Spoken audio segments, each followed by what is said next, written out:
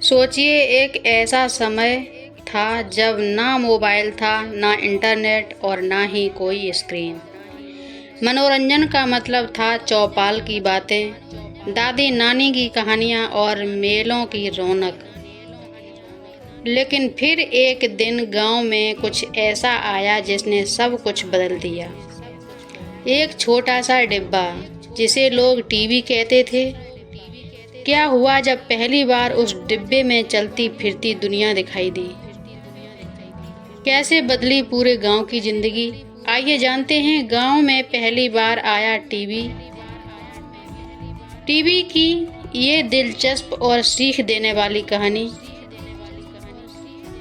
जिस दिन गांव में पहली बार टीवी आया, उस दिन सिर्फ एक डिब्बा नहीं आया था, बल्कि पूरी दुनिया हमारे आंगन में उतर आई थी। तो चलिए कहानी शुरू करते हैं। उत्तर प्रदेश के एक छोटे से गांव में जीवन बहुत ही साधारण था। सुबह सूरज की पहली किरण के साथ लोग उठ जाते, खेतों की ओर निकल पड़ते और शाम को थके हारे घर लौटते। गांव में मनोरंजन के नाम पर बस चौपाल की बातें, लोकगीत और कभी कभी होने वाले मेले ही थे। गांव के बुजुर्ग अक्सर कहते थे, हमारे जमाने में तो यही सब खुशी थी, अब तो दुनिया ही बदल रही है। लेकिन किसी को अंदाजा नहीं था कि ये बदलाव इतना जल्दी और इतना बड़ा होगा।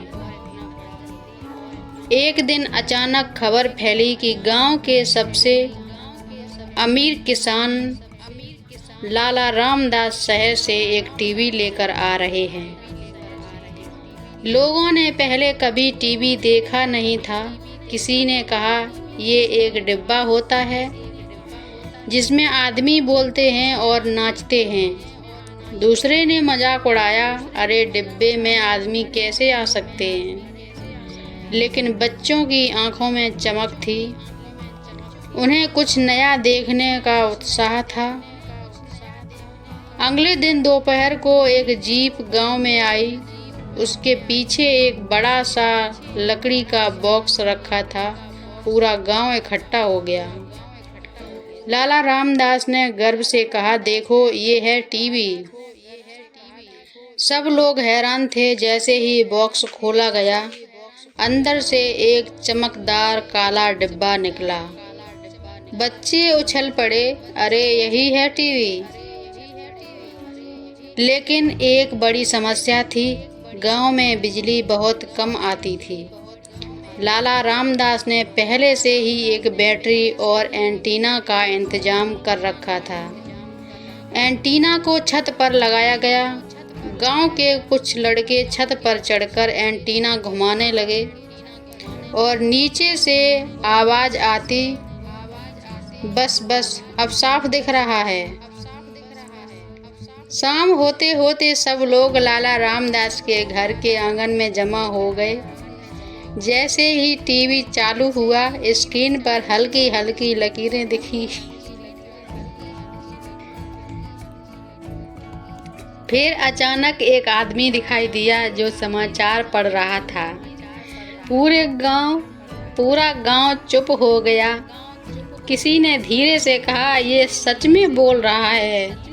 बच्चों ने ताली बजाई, महिलाएं हैरानी से देखने लगीं और बुजुर्ग सोच में पड़ गए। अब हर शाम गांव के लोग टीवी देखने आने लगे। रविवार को फिल्म आती थी तो पूरा गांव इकट्ठा हो जाता। रामायण और महाभारत के समय तो जगह कम पड़ जाती। बच्चे कार्टून देखने के लिए उत्साहित रहते। टीवी ने गांव के जीवन में एक नया रंग भर दिया था। पहले जहां लोग चौपाल में बैठकर बातें करते थे, अब वे टीवी के सामने बैठने लगे। अब कोई हमारी कहानियां नहीं सुनता, लेकिन बच्चों के लिए एक ये नई शुरुआत थी, नई दुनिया थी। उन्हें अब बड़े शहरों, नई तकनीकों और अलग-अलग संस्कृतियों के बारे में पता चलने लगा। गांव के मास्टर जी ने सोचा, अगर टीवी से पढ़ाई कराई जाए तो बच्चों को और समझ आएगा। उन्होंने बच्चों को शैक्षिक कार्यक्रम दिखाने शुरू किए। इससे बच्चों की पढ़ाई में रुचि बढ़ने लगी। धीरे धीरे गांव के लोगों की सोच बदलने लगी। लोग स्वच्छता के प्रति जागरूक हुए, खेती के नए तरीके सीखे। महिलाओं ने भी नई चीजें सीखनी शुरू की। टीवी सिर्फ मनोरंजन का साधन नहीं रहा, बल्कि ज्ञान का स्रोत बन गया। लेकिन हर चीज के दो पहलू होते हैं। बच्चे पढ़ाई छोड़कर ज़्यादा टीवी देखने लगे। कुछ लोग अपने काम में लापरवाही करने लगे। परिवार में बातचीत कम होने लगे।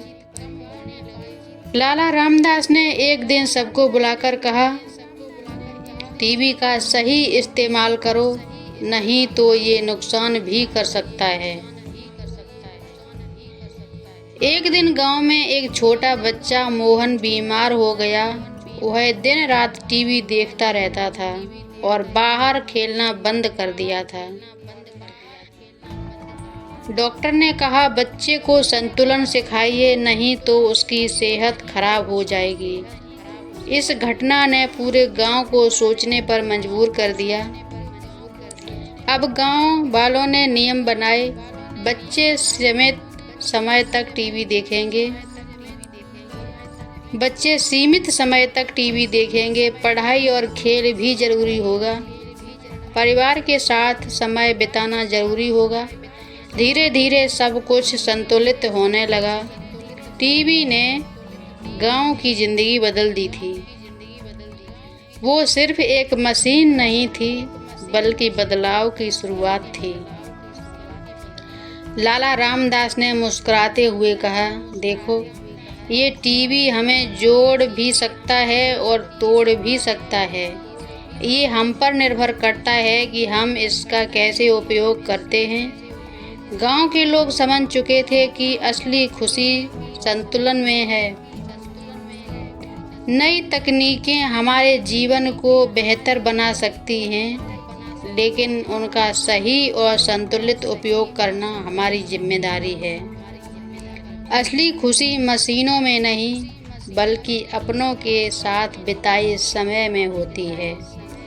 अगर आपको ये कहानी पसंद आई हो तो वीडियो को लाइक करें और शेयर करें और चैनल को सब्सक्राइब करना ना भूलिए। ऐसी ही दिल छू लेने वाली कहानियों के लिए हमारे साथ